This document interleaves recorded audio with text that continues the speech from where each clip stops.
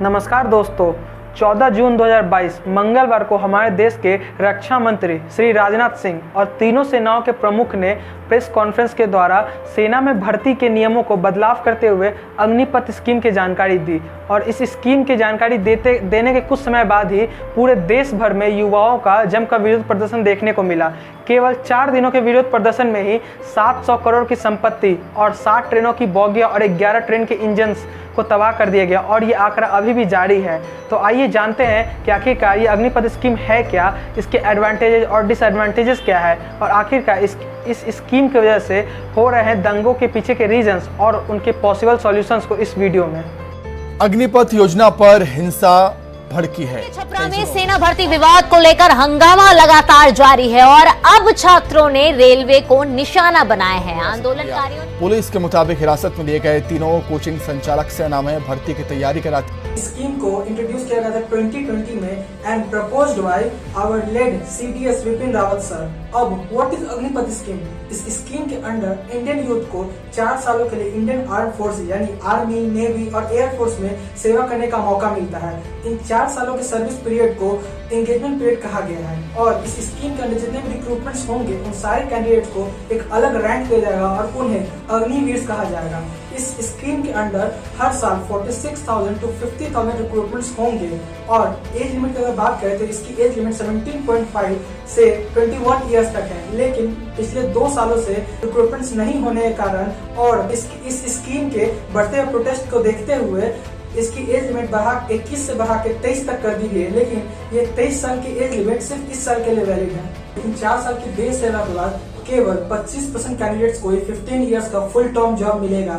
उसके अलावा बाकी 75% बचे हुए कैंडिडेट्स को जॉब से एग्जिट करना पड़ेगा। और देखा जाए तो एग्जैक्टली यही सबसे बड़ी प्रॉब्लम है इस स्कीम की। लेकिन ये सब ऐसे क्यों इम्प्लीमेंट किया जा रहा है, इसके पीछे सरकार दो मेन रीजंस देती है, जिसमें से पहला रीजन ये है कि हमारे देश के डिफेंस का मैन पावर के बढ़ते हुए एक्सपेंशन को कम करना है।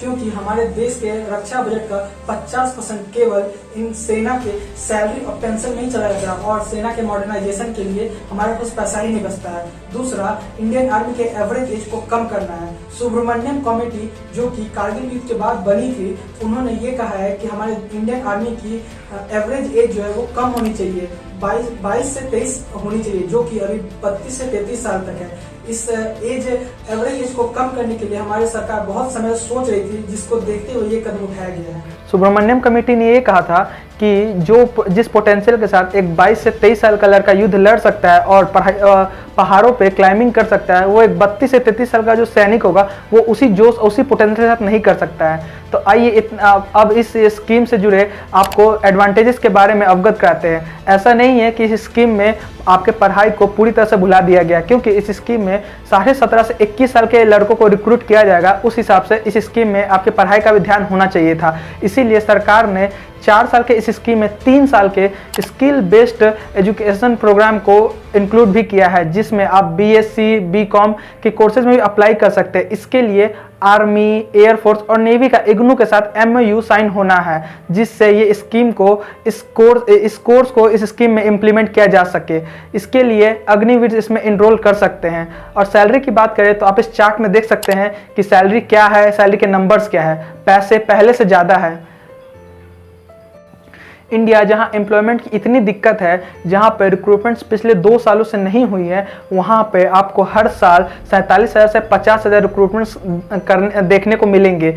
और इस जॉब को एग्जिट करने के बाद भी आपको 11.71 लाख का एक एग्जिट अमाउंट दिया जाएगा, जिससे कि आप कुछ बाहर जाके कोई बिजनेस वगैरह भी कर सकते हैं। और आप जब इस जॉब से एग्जिट करेंगे उस समय आप बहुत डिसिप्लिन होंगे और बहुत ही एक्सपीरियंस हो चुके होंगे। इसलिए सोसाइटी में बहुत सारे ऐसे जॉब्स होंगे जिसके लिए आपको रिजर्वेशन दिया जाएगा। जैसे कि हाल फिलहाल में ही हमारे होम मिनिस्टर श्री अमित शाह जी ने 10% CRPF और असम राइफल्स में रिजर्वेशन की बात कही है अग्निवीर के लिए। और आपको पुलिस में भी रिजर्वेशंस मिलेंगे और आपको जो भी एग्जिट अमाउंट मिलेगा उस अमाउंट के अगेंस्ट आप 18 लाख का लोन भी अप्लाई कर सकते हैं। और सबसे बड़ा बेनिफिट ये है कि आप जब तक अग्निवीर रहेंगे या फिर जॉब में जब तक आप रहेंगे तब तक आपको एक 48 लाख का लाइफ इंश्योरेंस कवर भी मिलेगा। लेकिन सबसे बड़ी बात यहाँ पे ये है कि आपको इसके लिए 1 भी रुपये कंट्रीब्यूट करने की कोई ज़रूरत नहीं है। जबकि अभी सेना में जितने भी लोग हैं, जितने भी जितने भी बड़े पोस्ट पे क्यों ना हो, उन सभी को अपने लाइफ इंश्योरेंस कवर के लिए कुछ ना कुछ कंट्रीब्यूट करना पड़ता है। लेकिन अग्निवीर से केवल एक ऐसे पोस्ट पे लोग होंगे जिन्हें इसके लिए कोई कंट्रीब्यूशन नहीं देना पड़ेगा। और अब कुछ लोग कहेंगे कि जब इतने सारे बेनिफिट है, इतना आसान है ये सब चीज़, तो लोग प्रोटेस्ट क्यों कर रहे हैं? इतना ज़्यादा पैसा मिल रहा है फिर भी लोग प्रोटेस्ट कर रहे हैं। तो मैं आपको बताना चाहूँगा कि जितना आसान ये सब दिख रहा है उतना आसान एक्चुअली है नहीं। तो चलिए बात करते हैं अब इस स्कीम के डिसएडवांटेजेस के बारे में। सबसे पहला और सबसे बड़ा डिसएडवांटेज देखा जाए तो ये है कि इसमें मेडिकल बेनिफिट्स नहीं मिलेंगे। पहले जो जवान और उसकी फैमिली को मेडिकल बेनिफिट्स मिलते थे वो अब इस स्कीम में नहीं मिलेंगे। दूसरा, पेंशन नहीं मिलेगी। तीसरा, ग्रेजुएटी नहीं मिलेगी। चौथा, 11.71 लाख का जो वन टाइम एग्जिट अमाउंट आपको जो मिल रहा है वो अगर कंपेयर करें पर्सनल बेनिफिट्स और मेडिकल बेनिफिट्स से तो वो बहुत कम है।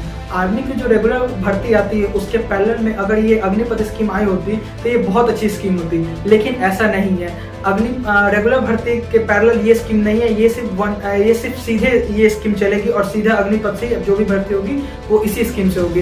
पहले रेगुलर भर्ती अब वो नहीं होगी, या फिर जो हो चुकी है उसको कैंसिल कर दिया गया है।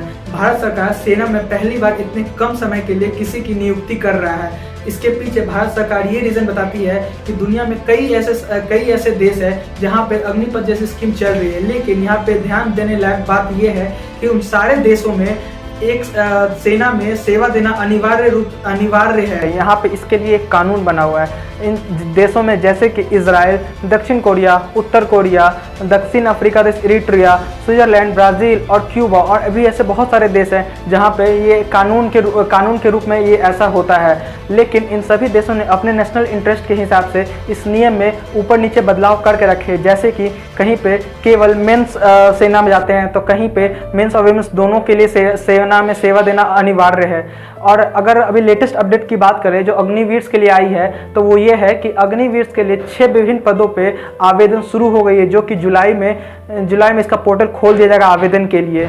और यहाँ पे पहले हमें ये कहा गया था कि 11.71 लाख का एक एग्जिट अमाउंट यानी सेवा निधि फंड मिलेगा, लेकिन जो रिसेंट नोटिफिकेशन आई है उसमें केवल 10.04 लाख का ही जिक्र किया गया और ब्याज उस पर अलग से मिलेगा। पिछले रविवार को सेना ने ये भी कहा कि अब जो भी नई भर्तियां होंगी वो अग्निवीर स्कीम के थ्रू ही होगी। इसके पहले जो भी भर्ती की प्रक्रिया चल रही थी या जो भी चयनित अभ्यर्थी थे यानी जिनका मेडिकल क्लियर हो चुका था या फिजिकल क्लियर हो चुका था या फिर कोई नेक्स्ट स्टेप बाकी था जिससे वो ज्वाइनिंग कर सकते हैं, वो सभी को रद्द किया जाता है और जितने भी विद्यार्थी चयन होते हैं उन सभी के चयन को रद्द किया जाता है। इस तरह पिछले रविवार का पूरा दिन अग्निपथ स्कीम के फायदे और नुकसान गिनवाने में चला गया। इन्होंने फायदे की लिस्ट इतनी लंबी और इतनी बड़ी कर दी थी कि ऐसा लग रहा था कि रविवार का पूरा दिन ही छोटा पड़ जाएगा और सोमवार से लोग फायदे को अग्निवीर के नाम से पुकारना शुरू करेंगे। सपोज मान लीजिए कि अगर आपको फायदा हुआ तो आप कहेंगे कि हमें अग्निवीर हुआ है, और फायदा नहीं हुआ तो आप कहेंगे हमें अग्निवीर नहीं हुआ है। भाई साहब कुछ ज्यादा नहीं हो गया? मतलब जो रिसेंट प्रेस कॉन्फ्रेंस हुई थी उसमें सेना के तीनों प्रमुख आए थे और उन्होंने अग्निवीर के बारे में चर्चा की। लेकिन इस प्रेस कॉन्फ्रेंस के बारे में अगर हम बात करें तो बहुत लोगों की अलग अलग राय है। जैसे कि मल्लिकार्जुन खड़गे जो है, जो कि कांग्रेस के प्रवक्ता रह चुके हैं, उन्होंने इस प्रेस वार्ता के बारे में बोला कि 75 सालों के इतिहास में पहली बार भारत सरकार के किसी भी योजना के बारे में बोलने के लिए तीनों सेनाओं के प्रमुख को उतारा गया है, जबकि रक्षा मंत्रालय और गृह मंत्रालय इस मामले पर चुप्पी साधे हुए हैं। वहीं पे दूसरी तरफ सीनियर जर्नलिस्ट मनोज जोशी के अकॉर्डिंग सेना प्रमुख जो प्रेस कॉन्फ्रेंस में आए थे उनके पास धमकाने के सिवाय ज़्यादा कुछ नहीं था बोलने के लिए। उन्होंने ये कहा कि इनको दंगे की ज़्यादा चिंता है बजाय इसके कि ये योजनाओं की बारीकियों को ठीक से समझा। प्रेस में कुछ ऐसे भी लोग हैं जो कह रहे हैं कि 4 साल में आपको 21 से 22 लाख रुपए मिल रहे हैं और फिर इस पैसे को कॉर्पोरेट जॉब से कंपेयर कर रहे हैं।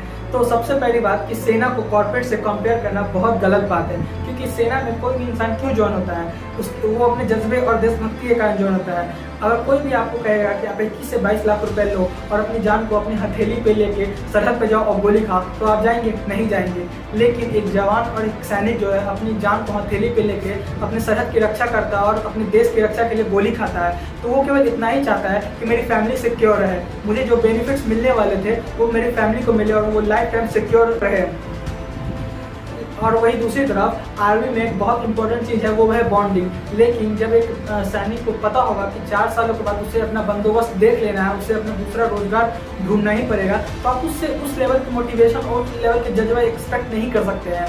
और सबसे इम्पोर्टेंट और सबसे बड़ी प्रॉब्लम ये है कि चौथे साल में जब कोई सैनिक आएगा तो वो अपने ही बैचमेट को कॉम्पिटिटर की तरह देखने लगेगा और इससे सेना की बॉन्डिंग कमजोर होगी। और आप क्या उम्मीद करते हैं कि 4 साल में एक जवान को ट्रेन करके आप उसे S-400 मिसाइल ऑपरेट करवा लेंगे? तो ऐसा नहीं होने वाला है। एक सैनिक जो कि फुल्ली ट्रेंड और फुल्ली कॉम्बैट रेडी होता है, उसे तैयार होने में 7 से 8 साल का वक्त लग जाता है। हालांकि लोग अभी भी फॉर्म भरेंगे और एग्जाम देने जाएंगे, ये बात सभी को पता है, तभी तो ये स्कीम आई है। अगर आप इसके जगह पे 2 साल भी कर देते तो भी लोग लाखों में फॉर्म भरते और एग्जाम देने जाते, क्योंकि इंडिया में एम्प्लॉयमेंट की बहुत कमी है। लेकिन इसको दे के आप कह रहे हैं कि हम एम्प्लॉयमेंट दे रहे हैं, तो इसे एम्प्लॉयमेंट देना नहीं कहते हैं, इसे मजबूरी का फायदा उठाना कहते हैं। ये जो दंगे और जो विरोध हो रहे हैं उसको देख के इस स्कीम में बहुत सारे चेंजेस लाए जा रहे हैं। यही इस बात का सबूत है कि ये जो स्कीम लाया गया है ये पूरी तरह से सोचा नहीं गया है, इसके ऊपर अभी सोचने की और ज़रूरत है। तो मैं लास्ट में जाते थे यही कहना चाहूँगा कि जो लोग भी दंगे कर रहे हैं या फिर ट्रेन चला रहे हैं, वैसे ये वही लोग हैं जिनका कभी आर्मी में ज़िंदगी में नहीं हुआ था तैयारी, तो इन्होंने वैसे भी कुछ करी नहीं थी। इन्होंने बस ये स्कीम सुना, इसके बारे में सुना कि पेंशन नहीं मिलेगा या परमानेंट नहीं है, और दंगे करने चले आए। इसके बावजूद जिसके अंदर देशभक्ति होगा वो कभी भी अपने ही देश की प्रॉपर्टी को नुकसान नहीं पहुंचाएगा, क्योंकि वो एक सच्चा देशभक्त है, उसके अंदर देश के लिए सेवा करने का जज्बा है अंदर में, वो कभी भी अपने ही देश की प्रॉपर्टी को नुकसान नहीं पहुंचाना चाहेगा। इसके बावजूद अभी जितने भी लोग हैं जिनका होने वाला है वो अभी भी फॉर्म भरेंगे और निकालेंगे भी अग्निपथ और देश की सेवा भी करेंगे। और लॉजिकली अगर सोचा जाए तो आप जो कर रहे हैं, जो ट्रेन चला रहे हैं या फिर जो विरोध कर रहे हैं, जो नुकसान हो रहा है देश का, वो कहाँ से? कोई नेता अपने घर से तो पूरा करेगा नहीं, वो तो कहीं ना कहीं हमारी टैक्स पेयर्स के पैसों से हमें ही पूरा करना पड़ेगा। तो ये उल्टा हम लोग अपने आप को ही नुकसान पहुंचा रहे हैं। तो मैं सबसे आग्रह करूंगा कि कृपया ऐसा ना करें। और मैं आपसे कहूंगा कि कोई भी डिपार्टमेंट जो भी है वो शांतिपूर्ण प्रोटेस्ट से बहुत डरता है, क्योंकि अगर आपने वायलेंस किया तो प्रशासन को एक मौका मिल जाएगा कि सभी को एक जगह पे रख के सबको मारने पीटने और केस करने का, जिसकी वजह से वो प्रोटेस्ट को दबा सकते हैं और आपकी बातों को भी दबा सकते हैं। लेकिन वहीं पर अगर आप शांतिपूर्ण प्रोटेस्ट करते हैं तो अपोजिशन जो है वो बाहें फैला के खड़ा है कि आप आओ और हमारे सपोर्ट लेके जाओ। आप अपोजिशन के पावर और सपोर्ट से बहुत चीज़ कर सकते हैं, क्योंकि अपोजिशन को साल भर में 1 या 2 मौके तो मिलते हैं ऐसे जिसमें वो अपने पहचान को बढ़ाने की कोशिश करता ही है। नहीं, सोचिए मत, सब्सक्राइब कीजिए।